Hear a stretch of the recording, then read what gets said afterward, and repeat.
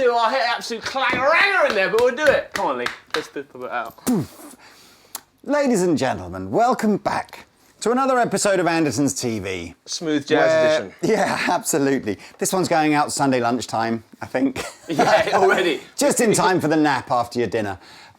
It is my great pleasure today to be spending some time with my dear friend, colleague, and a person I look up to, Mr. Jack Duxbury, aka Jackie Moon. I think I'm the only person that calls him Jackie Moon. Do you have an official Andertons?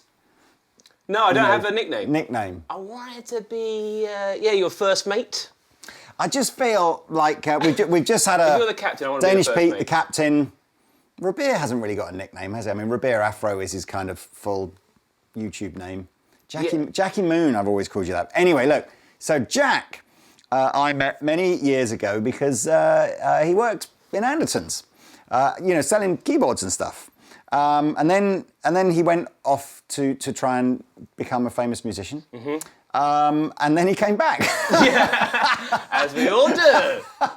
But so Jack is the sort of our anchor presenter on our keyboard channel. Not a lot of people know that as well as the channel that this you're watching this video on, we have a sister channel where we demonstrate, or where Jack demonstrates keyboards and products for home recording and all that kind of stuff.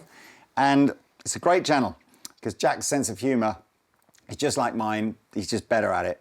And he's younger and better looking. He's basically the more talented, younger, better looking version of myself. Nice. And anyway, we've never done it like a captain meets. And we've done like captain meets with Rabir, and we've done it with Pete and all that kind of stuff. So I thought it's only really fair to do one with Jack because you are modestly successful within the world of music. And we're going to talk a bit about that. So do you want to give the ladies and gentlemen, I know this will probably make you feel cringe because you are a modest person, but just clang something recently over like the last, 7-8 years of your musical career. And then we'll go back more to sort of childhood stuff, but just clang away. I'm having a good week. Yes. We'll go this week. Okay, I've had this week. A rare good week. I've got some stuff on the radio where I'm playing guitar.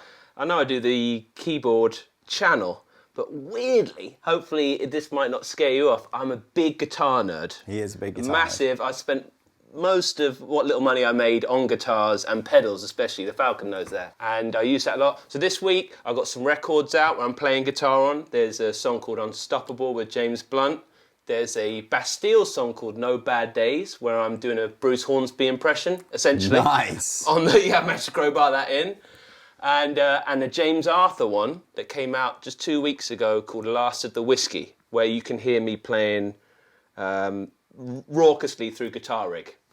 But for all the guitar gear I've got... That's just the last week, ladies and gentlemen. Week. But before that, I did some real... If we want to, oh dear! Just to balance it out, when I started out, I did a lot of the early pop, like Five, Diana Vickers, if anyone knows. So I've got a murky past we can dredge up. Five. And I spent years on the road with James Bay, a girl called Elle King, and James Arthur. I played a lot of gigs with as well. So there we go. Look, so you are. Do you know what? I've never really heard you go deep on the guitar. I've heard you strum, obviously. So that's kind of interesting. It's because I can't.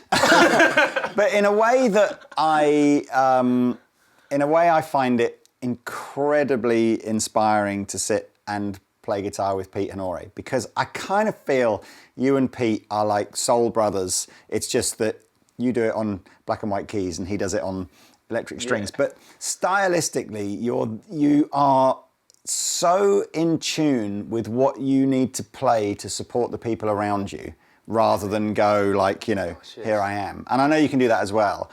But where did that, when you were growing up, what was it that drew you into music and wanting to learn to play something? Why the keyboard, and who were the artists that gave you that real grounding of musicality?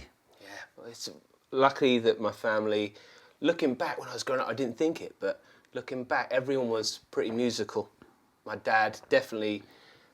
Still active musician. You can check him out on Spotify. Really? Andrew Mark Duxbury, and he was a gigging warrior, and they have a murky past as well. My mother and father both have a murky. Well, it's up for debate, but my dad definitely. He was a black and white minstrel. That is murky. Now, if you don't want to know what a black and white minstrel is, Google it largely and then delete your inappropriate now. history. Yes. Because you'll probably get fired from work.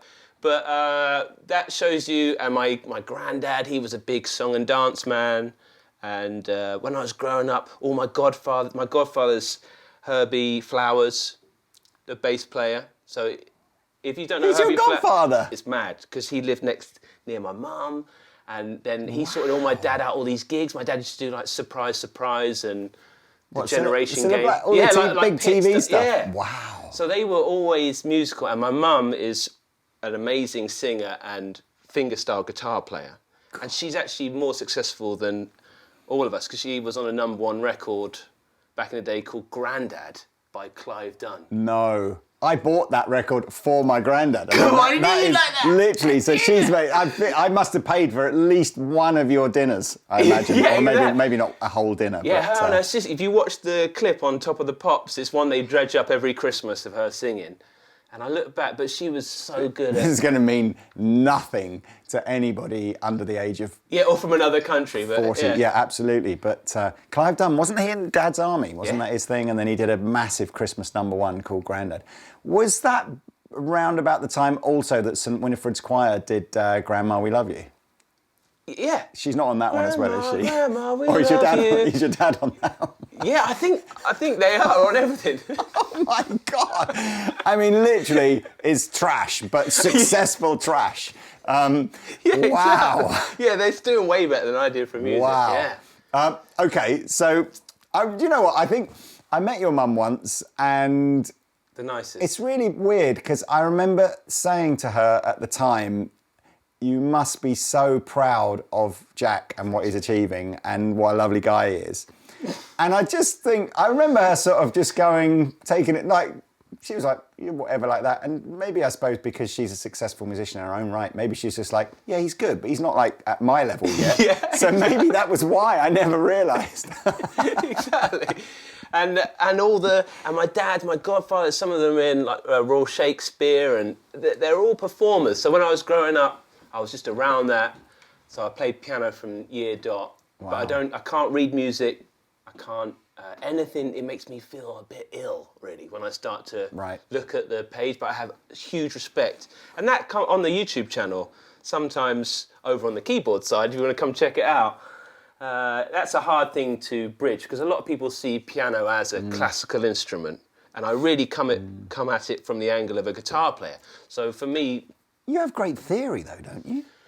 Yeah, but learn on the streets. Right, I see, like the mean streets of theory. Yeah, like hopefully, and I try impart that. We do a bit of teaching on the synth channel as well, and I want to dispel that myth that piano's complicated, because to me it's the great leveler. If I play an E and you play an E, Falcon, and you Lee, we're all going to sound the same on this instrument. Whereas on guitar it's a bit like a lie detector, and you can hear when people are blagging it, which is when I kind of staved off getting into guitar, because I was like, oh, it's a bit scary. But then I kind of went fully in my 20s on guitar, yeah. So, come on then, who was the first keyboard player or piano player or whatever that you remember listening to outside of your family circle that you just went... Because I kind of feel like guitar rock stars are tenner-penny. Yeah. Not tenner-penny in a bad way, but as in there's thousands of like cool players that you can name. Piano players that I could name that I go, yeah, they are really cool. They're like the front man focus thing of their band. I'm struggling to... I'll give you one. Get on into Stevie Winwood. Double figures. Yeah, Stevie Winwood. For Stevie me, it Wonder. was Stevie Winwood on the Voodoo Child. Yeah. Listening to the slow version of Voodoo Child, and you hear that. I can remember saying to my dad, "What's that?" And you can hear the Leslie speaker spinning around on the record.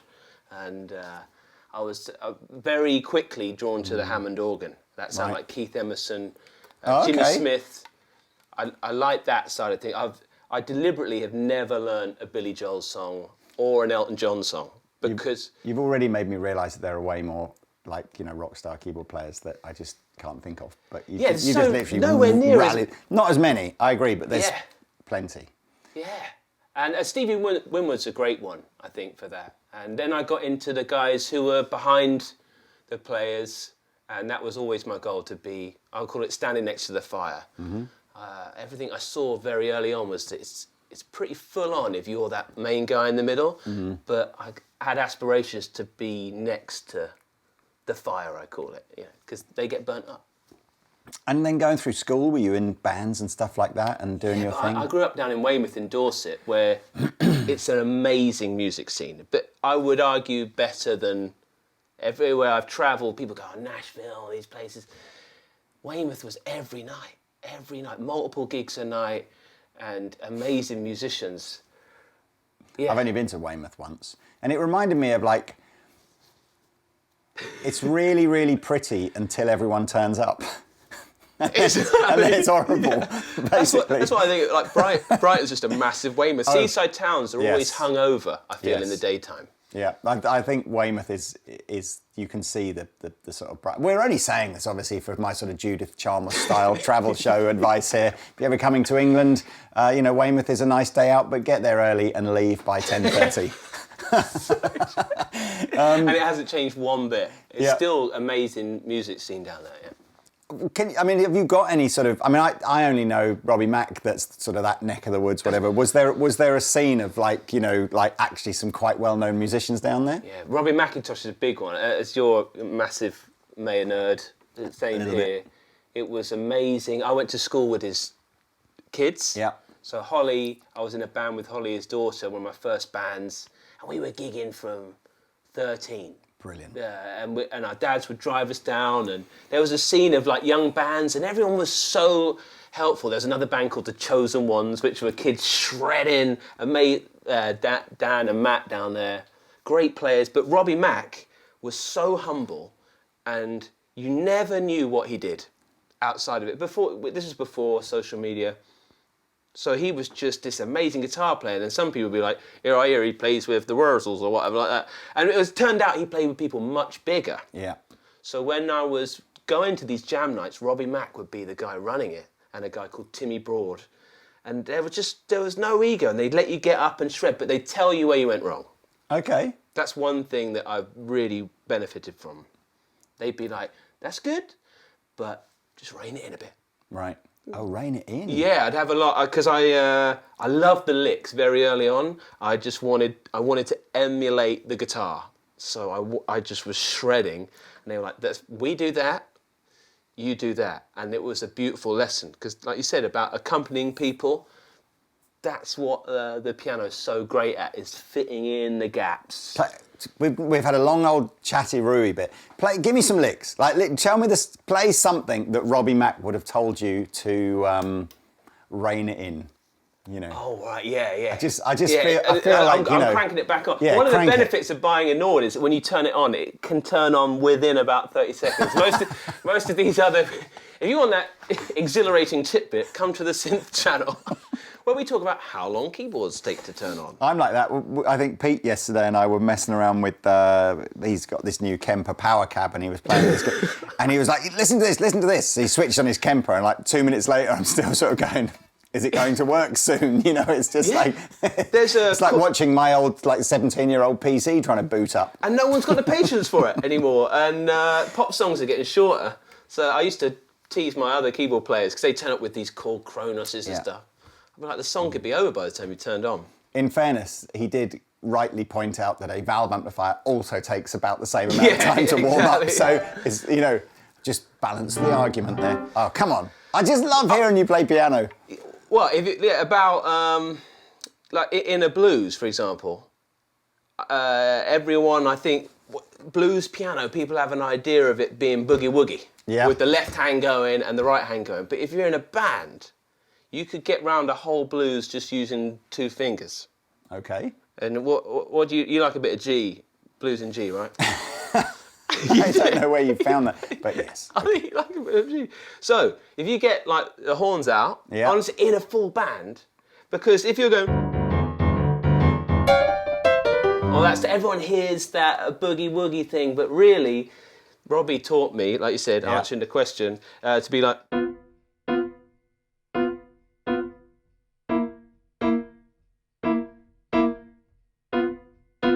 I know that sounds crazy, but this is a little less. I've even done a video on it on the other channel, Okay. getting around a 12 bar, because if you can hear the bass note.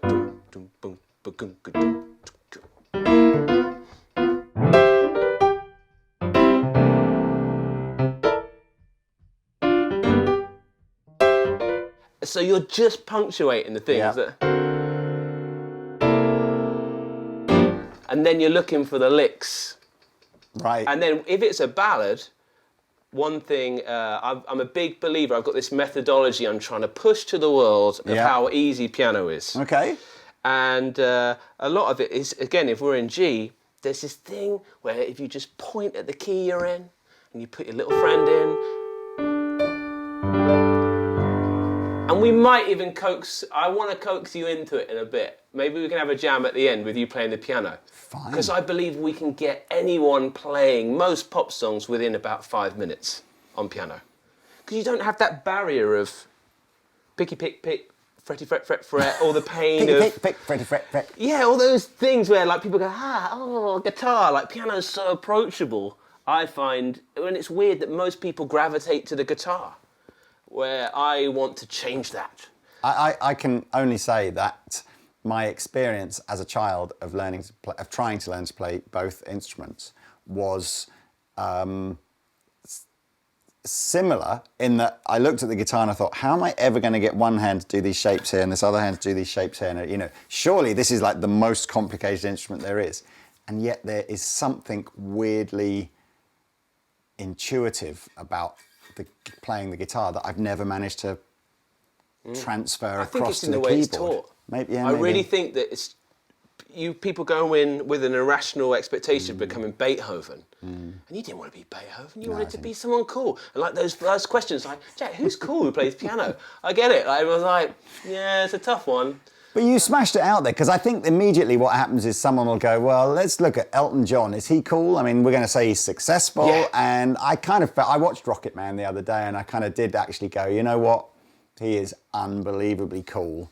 But maybe for a generation of people that were a bit younger than him when he was still sort of big, he maybe wasn't cool, you know. So maybe I might be in that sort of generation. I often hear from people, they go, well, what do I do with my left hand? Or like this idea of that you have to be a savant, two-handed genius, as you've probably seen already by my agricultural playing. And I really mean it with that little shape there. There's a lot of mistakes made, a bit like on guitar. I found when a mutual friend of ours, Andy Cortez, yes, dear and Andy. I was playing bar chords, and he was like, man, you don't have to play every note in the bar chord. And I was like, oh God, burn. But he was so right. Yeah. The muting aspect of it and taking away the notes, and that's what that methodology is. Come on, we're going to do it. What, I've got to come and sit next to you? Yeah, we're going to do it. Yeah, just freaking do it. Holy mother of moly. I mean, look at it all. What does it even feel like sat there? What intimidating. What are you feeling? Yeah? Yeah, I'm intimidated. What is it? Is it the amount of buttons, or what do you see? I just see a lot of black and white things that look the same. And like, I wouldn't even know, like, I kind of know that obviously on a guitar, the nut is like a reference point, and I know that 3 frets up from a nut is my G note. Yeah. And therefore... So your patterns, you're seeing the patterns. Yeah, I see the pattern. And here, I don't... Where's my nut, basically? Our nut on the piano is middle C. Which one is that, then? Right. That's it, you got it! That's all I remember from being taught And an easy way to find middle C is that you see that they've got 2 groups of black notes. Yeah. You've got 2 black notes, 3, 2, 3. Yeah. And that's the repetition. I see it's the same octave just over and over again. Very linear left to right. So you've got middle C. Yeah. So if you can point at middle C with your right hand and you point your finger. Exactly. Now put the next white note, middle finger next to it. What, just these two together? These 2. Awesome. Yeah. Now, one thing is that if you're a bit okay, say that bit again. If you're a bit crammed for space, you're going to whack those 2 things, because you just want to feel comfortable with it. And I see that a lot with piano. People feel that you have to have like a classical approach. You don't need to. That's it. So point at middle C. Okay. Little friend in. Thumb on a G down here, which is that note, and a pinky on a G. Oh, that's... This one. This one? That one. Exactly. See what I mean? If you scoot your You bum know, over a bit. I need to. I probably can I be up here, or is that not allowed? You can try it. Yeah. Okay. So if I go, It doesn't have that meat. Oh, it We doesn't, want to does it? live in the mid-range on the piano. I just need to be a bit That's more it. over here, You've then, done don't the I? move, yeah. Okay. Brilliant. Now, if you can... This feels like it wants to. What do you call it when it wants to go to another note? What's that called? Resolve. Resolve. It feels like it wants to resolve to, dum, dum, or something like But that. we're going to do it with our left hand. I don't know where it is. This methodology, we're going to be able to play almost any pop song within 2 seconds, all right? So you play that. Now, that's it. See? And all down at once. That's how I think everyone in the world should play C major. And I'll tell you why, because now, without moving this hand, move the left hand to an F. Where's that then? Here, just This one. one. Oh, that one. Here. Yeah, just one note So on I just the F. get- Yeah. And all down at once. And then back to the C. And back up to the F. Now, try any other white note. And I'd recommend just using your pointer finger. Don't worry about your thumb. So what do you mean? Keep this the same and play any white note on the bottom. All down at once. Exactly. Keep going. Keep going. That's because there are no flats or sharps in a C. Yes, Scale, and isn't it? the So white that's- notes are the major scale. Yeah, so that's why. But so I'm guessing that only works over a C major style chord, does it? We can apply it in other... Do you want to go to other keys already? I've already reached the outer limits of my theory. No, but a nice thing to do, and I implore everyone, is when you put it down, if you do your hands down, foot down. Which one is the right sustain? one. The right Yeah, one. we never use the other two. That's Okay. Like, if anyone says they use the other two, they're lying. Now, so hands down, foot down, up. Up. Up. Exactly.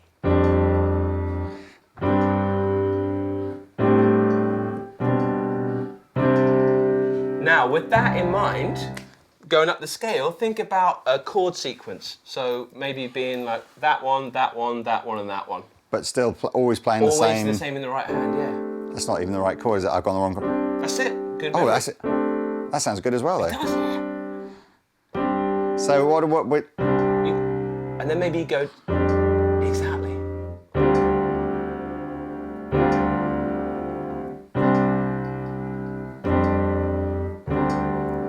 So there's Exactly, so if there's you a play tune. that C again, I got sunshine, up to the F, on a cloudy day, back to the C.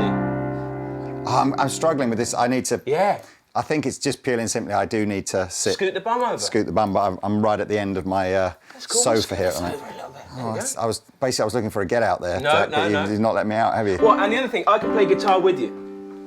So if we're going to go between C and F,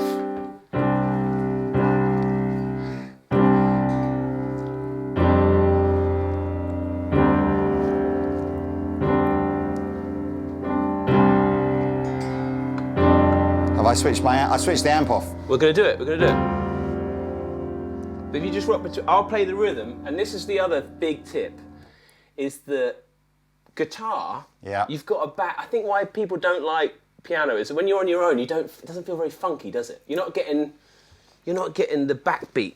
Yeah, Oh, maybe. that's Yeah, maybe. You're feeling the funk. So I can strum.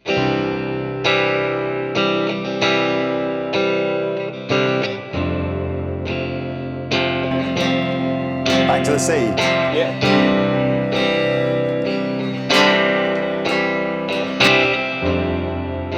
Where's now I want to go to A minor? which is I have to guess. It's A? I don't know where that. That's a So C. there's three. Okay, I've got it.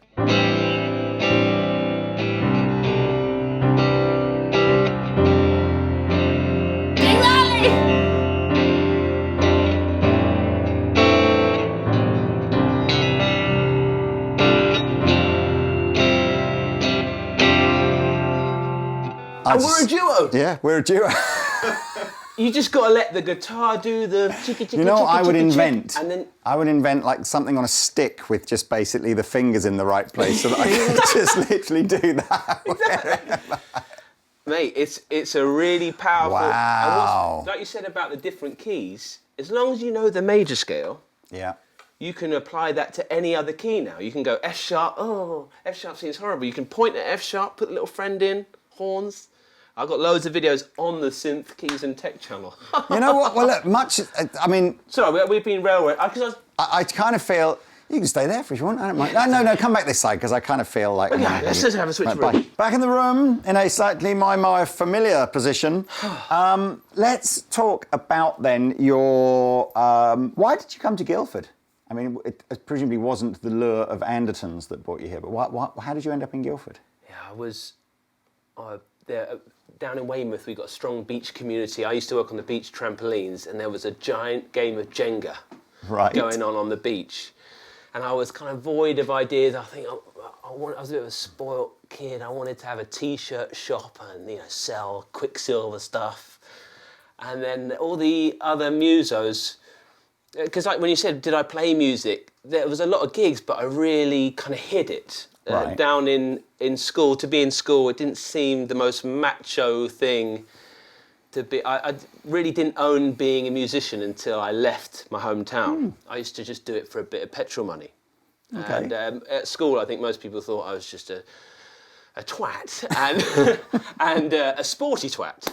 Okay. And then after it, then I was post-secondary school. This game of Jenga was going on, and there were all these musos I knew, and they were all talking about, we're going to this thing called the ACM in Guildford. And I was like, and then I saw the brochure, and I think everyone say they saw the shiny toilets, and I thought, wow, God, I've never seen shiny toilets like that in Weymouth. And certainly not by the beach. That's certainly not by the beach. Oh, crikey. Victorian, so exactly the same. And it was, I said, I play piano. Can I go there? And we're like, no, you can't go. They don't do piano. Oh, this is like, Bruce Dickinson era, just lots 16 of guitar. Years ago. Yeah, wow. And no piano. And I was like, oh God, and I just wanted to get away. Just like most people wanted to get away. And I looked, they did a business course in music business. And knowing all these people in music, I still didn't know at the age of 18 how musicians made money. Yeah. I knew we got it from gigs, but how do you make money from the air, from the radio? And that wasn't on you couldn't Google it. Yeah. So that's what drove me to it, and I came up and I studied business. Yeah, I did a last minute letter. I wrote a letter. Can I join? And they were like, yeah, no one else wants to do this. And I came up, and it was like we were the smallest course, and I didn't bring a piano at first when I moved to. Who was lecturing that then? A lovely guy called Keith Loud, who used to run MCPS. Yeah, he was quite successful, as in a manager, wasn't he? As in a business management thing. But he was very new, the idea of teaching business. And another woman called Helen Gammons, who had a very interesting story. She was married to the chap that wrote Ain't No Body by Shaka Khan. Yeah. And that was a nice way of learning the independent side of just learn about the business bit. And then a couple of years into it, I realised I was going to all these gigs in London. I thought, there's not many piano players about. There was a bit of a shortage. And the ones that were there were really great at traditional piano. But I realised I had this skill, because having played in bands with at least 2 guitar players, every band. I mean, I used to gig Queens of the Stone Age stuff, Electric Six, real rocky bands, and my main rig was a organ with a Dan Electro wah pedal, the leopard skin wah pedal, and I'd just play wah organ all night and tambourine, and then just try get with girls. I mean, that's one thing keyboard players and guitar players have got in common. Exactly. I was like, I want to be like that. And it turned out that social aspect of playing music and wanting to just fit in and not... Because a lot of piano players, they don't really like the volume. I love guitar music. It's my favourite type of music. So I'm the luckiest boy ever, because I get to play with amazing guitar players hoofing it down my ears. So and they love me, because I think, well, they don't love me. I think I fit in because I take it all out. So who was that? I mean, I know you, when you first worked at Andertons, I don't think you were with us terribly long, were you? Because was it the James Bay gig that came up first, albeit, this is James Bay before anyone had ever heard of him kind of gig? No, it was before that. It was a guy called Julian Peretta, who's, you might want to Google, because you won't know it here, but in France, he was a big deal in France. Right. And a good friend of mine, Dan Bingham, who comes on the channel. Ah, Bingers. Yeah, D. Bingers, ex-employee. Yeah. He comes back to Andertons.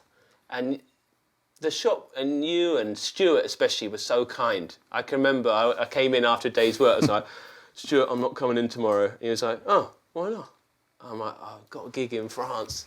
And he's like, oh, do you want to come back afterwards? And I was like, I don't know yet. And you were so good. There was a bit where I was in between.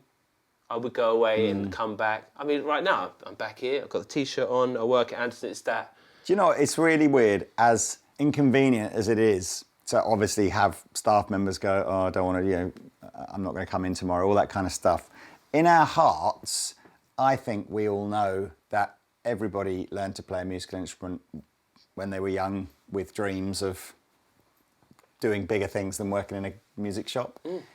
And for anybody where those dreams might actually become a reality, it just feels like a real thing to do to sort of get the hump or try and stand in someone's way. You have to set them free, baby, and just go and just, if you get the chance. He's not lying. I'm proof of it. The revolving door policy, which must be a nightmare for Beverly and for the HR of it. You've always been amazing. But I'm not.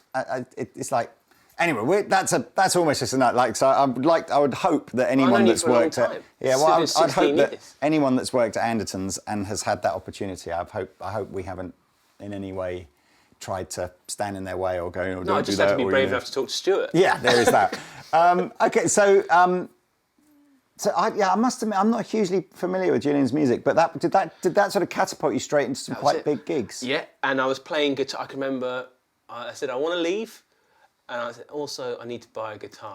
And he was like, oh, okay, yeah, and you gave me a good price on a guitar. I went and bought a Fender Deluxe Telly. Yeah. And my first ever electric guitar gig was a stadium opening up for James Blunt. We had 4 months on the road as James Blunt's openers. And it was like, baptism of fire, we're in there. I mean, first gig I had on guitar, I can remember I was playing, I was like, did a lot of poncing about, because I really didn't know how to play guitar. I was blagging it so hard, Blagatha Christie. I'm playing, and I could hear this, like a foghorn going on. Right. And it was a stadium. He was massive at the time. And I was like, God, someone's in trouble with the sound guy. And I just hadn't got used to a lead sticking out. So the lead every time was going. You can probably go back and YouTube it. But that's the story of my life, is leniency. People being very lenient on my awful mistakes. People are so kind, and just having it, that the way I was brought up allowed me to be confident enough, I think, to just make mistakes on the biggest stages. So let's talk about now, if you're comfortable talking about it, because I know where we've stayed in touch, the sort of the journey of, like, living the dream and being in the band and touring on a bus and sharing a room. Mm-hmm. You know how cynical I am about this. The sort of the polish came off that pretty quick, right? Yeah. I say pretty. I'm talking years, not weeks, but. Tell me about that kind of, again, fill people in about the sort of the touring and stuff. And what was it ultimately that you sort of just went, I'm not sure this is all it's cracked up to be anymore? Yeah. I'm a bit better now, hopefully. Lee, I can remember for a few times, and the Falcons had many hours of me just telling him, don't even bother, and hopefully I'm in a place now where I can see how fortunate I am to do it, but also a lot of what I try to get across to people when I talk about this, and so I'm going to get it in first, is that you're not missing out. I've had so many friends that I could see it in their eyes. They were like, oh yeah, but Jack, if only I'd done, and I'm like, mate, you didn't miss nothing. It's that bit of it becoming your job. It's that bit of it becoming the hard reality of the unreal becoming real. And when you can't express that to people, and very few people ever try to express it, because I think that once you're in that bubble, in show business, someone said to me, Jack, the problem is you think you're in the music business, but you're in show business. And when you replace music with show, it all makes sense. And that brought a lot of peace to me, because I was so angry for many years that... Just to clarify that, you're very specifically so you had a few bands that you were touring with as one of the musicians. Yeah, lots of different pop acts. There was that sort of realization, I think, through talking to you, that actually nobody cares who the band is. The types of musicians that you were playing with, and you weren't treated brilliantly well. The money soon goes from being, oh, it's amazing, to actually it's not that amazing, I guess, as you just get a bit older. And the sense that if you want to complain about it, there's just a revolving door of like, there's 100 other guys that can do this job for you. If you want to complain, just bye. And you were angry about that, and you decided it wasn't for you. But I should say, on balance, I know loads of people who've had a different experience to you and have been in bands where, for whatever reason, the main act has had a different view and treated them better, or they're just more comfortable with it and they love the life on the road. So I think they're lying. You see, this is, I describe it as like, I came back from Vietnam, and I look at my other veterans, and I look at them and go, and to me it looks like lots of guys going, Vietnam, the weather, it was lovely and warm. We had food every day. We were clothed. Whereas I'm there going, but we saw people's heads get blown off. And there were screaming children. And they go... This is a freaky analogy. And obviously, if you are a Vietnam vet, I'm pretty sure you had it way worse than anything Jack did on the road. Let's just get that in there. Exactly. But I sort of get what you're trying to say. Yeah, well, no, I completely get what you're trying to say. Just, it's an extreme analogy. I go there with the analogy. You make a great point, which is that bit of like, it's not that bad. And that's where I was, because music meant the world to me, and still does. I was like a devout... Is that where you talk about that music business versus show business? Yes. So it's all of a sudden... There's a level where you get to where it gets weird. What you're sort of basically saying is it didn't really matter how good a keyboard player you were anymore. It just was turn up, do the gig, live like that. It's not about my...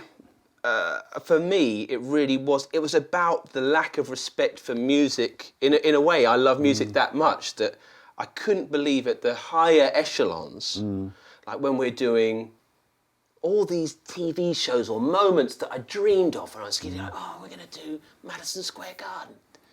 Wow. And then they'd be like, yeah, you can't have the piano you want. You can't have the guitar amp you want. You can't, we're not going to rehearse. And then it just became more and more miming.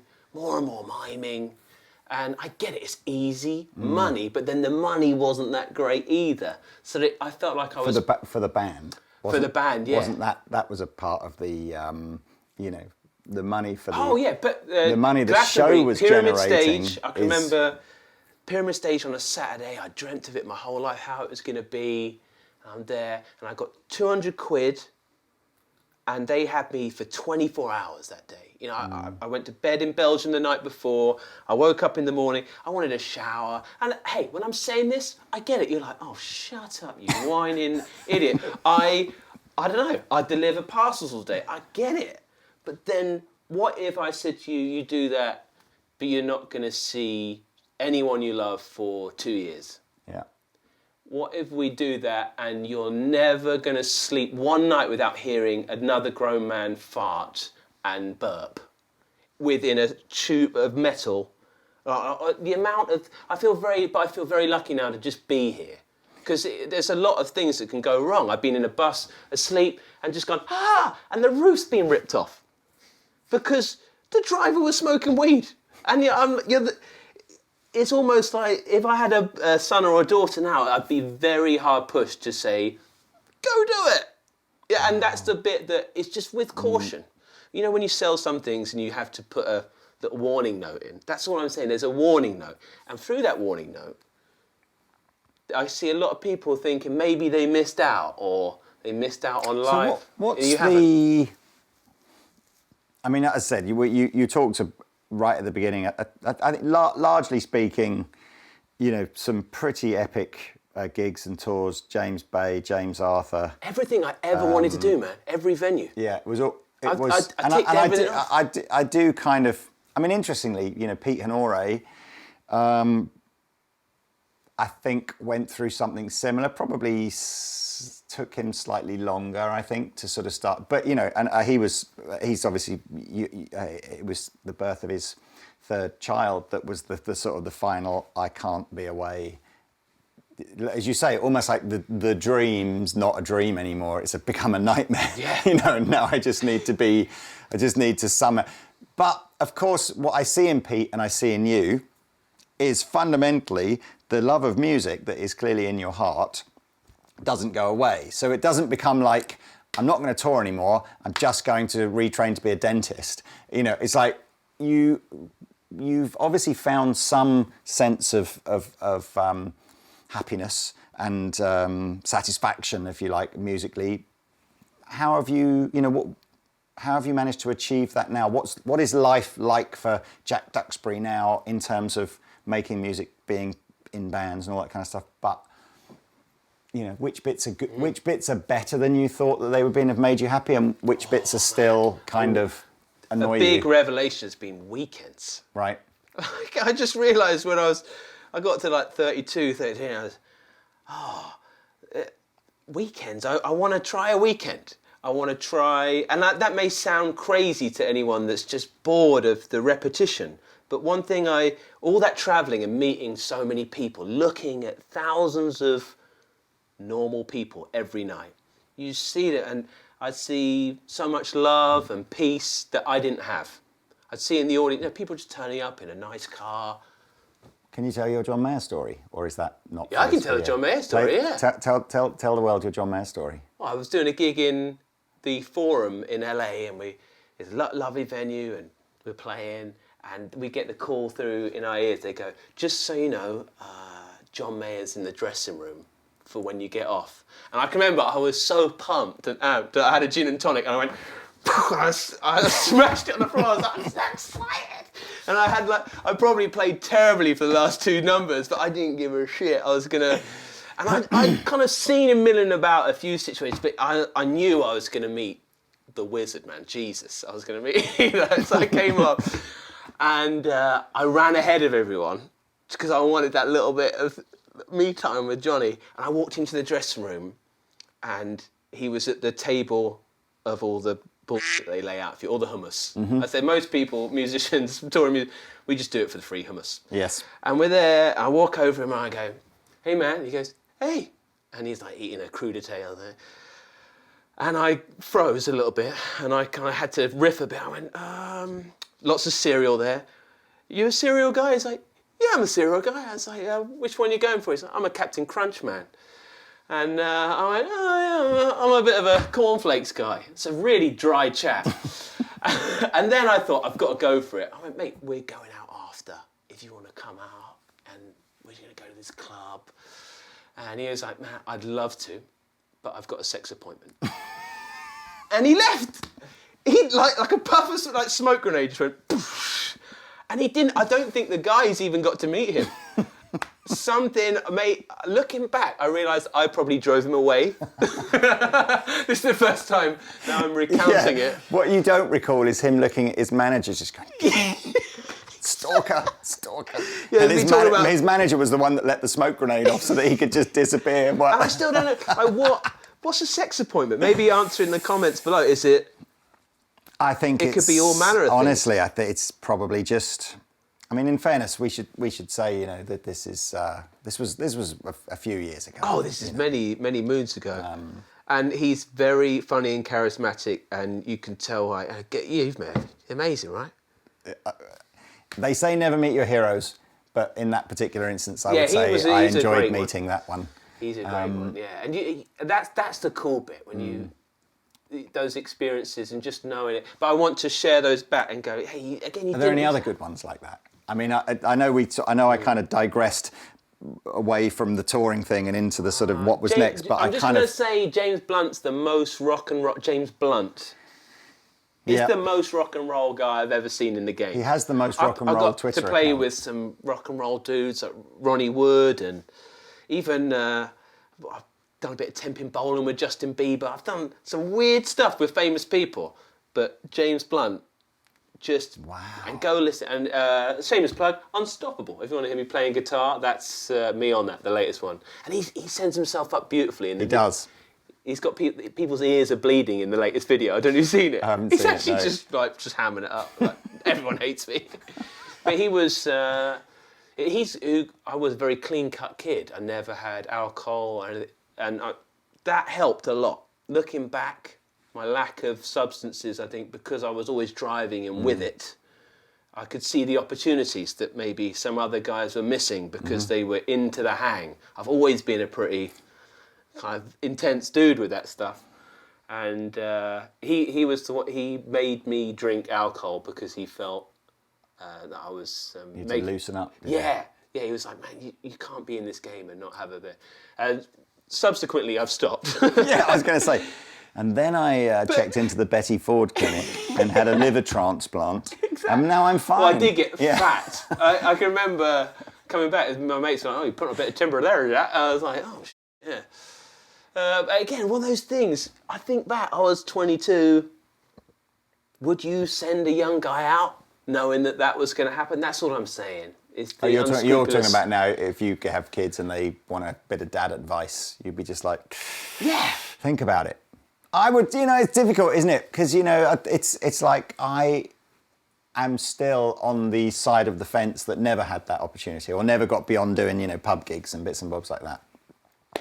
And I kind of go, oh man, if someone sort of said, come and do it for 6 months like that, I kind of just go, I want to be that person that's done it and gone, I didn't like it, rather than, I don't know. So I get it. You did it very successfully. Well, we've been great. The way we've talked about it over the years has been great for that. Because I know I see that, but I also, wouldn't you want to alleviate someone of that want if you knew? You are the extreme. So Pete, and again, I hope he doesn't mind me sort of saying this. Pete again he very much wanted to stop the touring scene and spend more time with his family and all that kind of stuff, and that's great. And hopefully things have worked out for him, and he's got a job that enables him to still be musical and all that kind of stuff. But I can't tell you, periodically, I'll catch him watching a YouTube video of himself on stage with Lionel Richie, or on, it's just like, what are you doing, Pete? And he's just like, I miss it sometimes. Those halcyon days. Yeah, I get it. I totally get it. And why wouldn't you? I mean, it's the dream. It is still the dream, I think, for anyone that picks up an instrument when they're young, is to somehow feel like, I don't know if it's the adulation or whatever. I had it the other night. I haven't done a gig for 2 years, and I played just 3 nights ago for MTV Unplugged. They're bringing back MTV Unplugged. And so it'll probably be out with Bastille, because I work on the record. And it was just lovely to do it now, having put it aside, to go back. It felt like I was in a virtual reality machine, and I was very aware of the adulation this time. My mum makes a great point, as she always does, and that was one of the big changes for me. She was like, Jack, I think normal people don't get a round of applause after a day's work, and that's the big problem with music. And I can understand if you were, and I genuinely appreciate everyone else. I force my staff to give me a round of applause as I leave the building. They just said it out. But that sums it up for me, was that everything got a bit distorted. All the relationships I had, everything, even though that wasn't in my heart, the whole methodology of playing, of someone going, and I walked out with the band, and it was overwhelming, and it can corrupt. And that's why you see so much corruption, you see so many guys fall off the wagon in all senses. And I just think that it's a side of it that I think people don't say because they feel they need to keep quiet to keep working in it. Yeah. And I think we're in a new era now where it seems old-fashioned to lie about it. So we were kind of, before we had a couple of those fun kind of war stories, we were sort of saying, how have you managed to now find your happy place again back with music? I mean... So structure. Yeah, what is your... I mean, again, tell the people what your sort of, what is your Monday to Friday now? Monday to Friday is 3 days a week. I work in a studio as a songwriter, producer with my really... Very fortunate that ACM, two of the guys I went with from ACM, stuck at making music and producing music whilst I was off running around doing stupid they really were successful. And that was same with you, with Andertons. Right. There was this moment where I was like, I want to get off the circus. I want to leave the circus, leave the mob. I need to find a way out. And that was... Lucky enough, I went to their studio and I saw it. I went, "Crikey, is this side of it? A beautiful place to work." And so I'm in there, and they throw me the offcuts of what they can't do. So I work on new music. That's where I've got some songwriting stuff coming out. Wrote the one called "Last of the Whiskey" with James Arthur recently, and so I'm doing the songwriting and producing. And then 2 days a week, I do Andertons. Which obviously is the better gig of the two. It is. And I've spoken to you really... I come into Lee a lot of time and go, "Mate, just let me in 5 days a week. Can't let me do it." Because I live in Guildford too. And I drive into London. And sometimes I feel like, am I just like on methadone and not smack? Like I'm not completely off it. I want to be. So Anderton. That's probably the greatest. That's the greatest analogy of the Andertons YouTube channel, isn't it? It's methadone rather than smack. Yes. That's it, man. But and this is the videos that I do with the Falcon behind there on the channel, and you're like the artist I always dreamed of working for. Wow. In the fact that you don't shout at me for playing the wrong chord voicing. Even in that intro, we're playing. This is the real spirit of music. You don't tell me what to. You don't even say sell it. We never speak about the keyboards. That dream. Some people think that playing, you're like, oh, you're there, you're expressing yourself. You're not. You are singing from a very tight hymn sheet. Right. The whole time, and the repetition. It's going back to the gigging side of things. So I love this, and music shops are my favourite places to go in the world. Music shops and cathedrals were always where I went. When I was in a different town, I'd go to a local music shop, and I liked to church. Fair play. That was a bit weird, but the music shop, I loved it. I went to every music shop in the world, essentially, and then I realised, the one back where I started is the best. And I get to live here, I get to work here, and it's actually YouTube. And that's what I think, I say to the Falcon as well, I'm like, man, you don't, by all means, go out there. But there's something about the internet, even though I'm not very good with it, I don't have much social media, I always stayed off it. There's something about YouTube that I love. It feels like we're sharing information. I'm trying to save people time, like, don't buy this one, this is crap. Buy this one, this is good. That frankness of being here is a truth that wasn't there in the rest of it. And when I go write the songs, there's still a little bit of, we're all there going, yeah. There's a little bit of showbiz in there. But what's great is I don't have to follow that person around the world, and I don't have to, even though I love some of those people, I went, you don't want to go, would you want to get in a submarine with everyone from work for the next 3 years? Because that's what touring's like. It's like being locked in a submarine. We're like, oh. So what's nice is I have a nice structure. Monday to Friday, and I work like normal hours. Same, the guy I work with at the studios, Mark and Dan, they're strong like you. They've set up beautiful businesses. And that's one of the things that I'd say to young musicians or anyone going out to do the touring is try set up your business before you leave. The problem is with all of us, and you've probably seen with many guys, even recently there's guys here that leave, but and they're like, they think it's going to be sorted out on the road. Like set up shop and maybe prepare for success, because where it all goes wrong is success without any preparation, and that's where everyone falls down to bits. That's the story of show business. I've learned. For me. I learned so much from you, and I kind of feel like, you know, it's such an interesting insight into music. I mean, music still makes you fundamentally happy, right? Oh man, it's the only thing.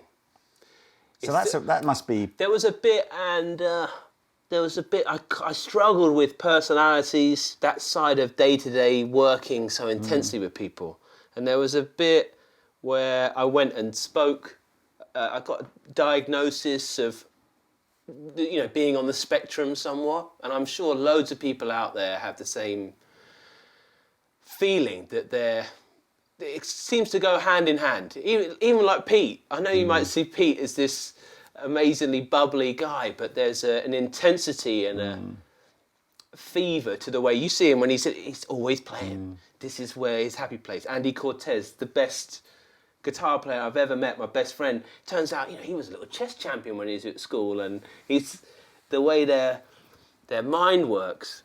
I don't know what I'm rambling on again.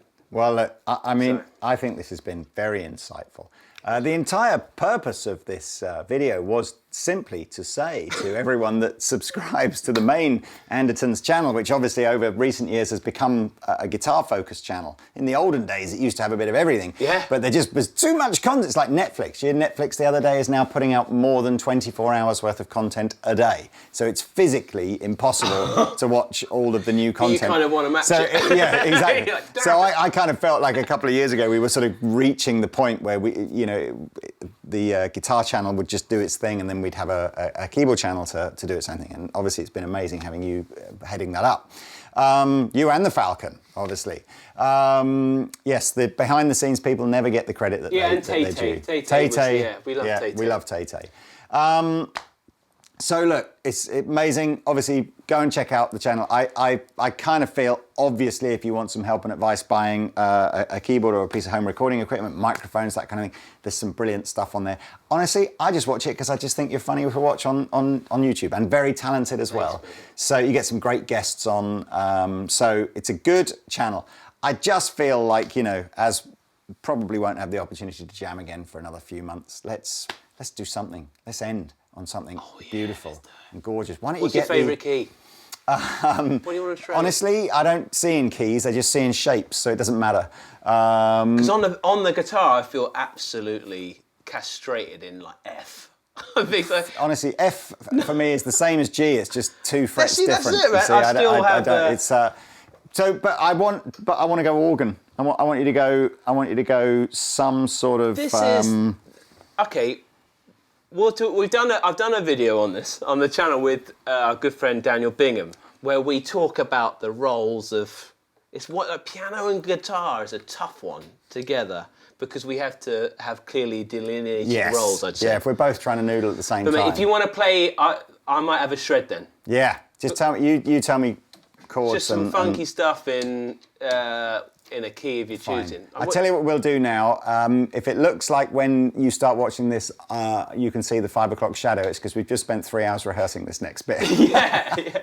Largely for my benefit. Okay, well, look, thank you very much. Thank you very much. Thank you, everyone. Thank you, man. Very much. Thank you. Thank you. And yes, another great. I love these things. It's mad as well that, you know, I've known Jack for like 10 years and now I find out this is a big plug for the stuff. Keys channel. This is not like, hey, there's a famous guy, you go check his stuff. Don't do that. But isn't he though? He's very modest and very humble. And I'm always trying to talk to people with the angle of that they're a guitar player. Mainly because I know so many of you watch the main channel. Yeah, it's not for just dweebs and. Well, you know what, I almost certainly will go out as a podcast as well, and I've tried to redo all of my sort of interviews with people as podcasts, because sometimes they're just easier to stick on in the car and listen to as you're driving around, but I think this would be a good one. Insightful. Right, come on.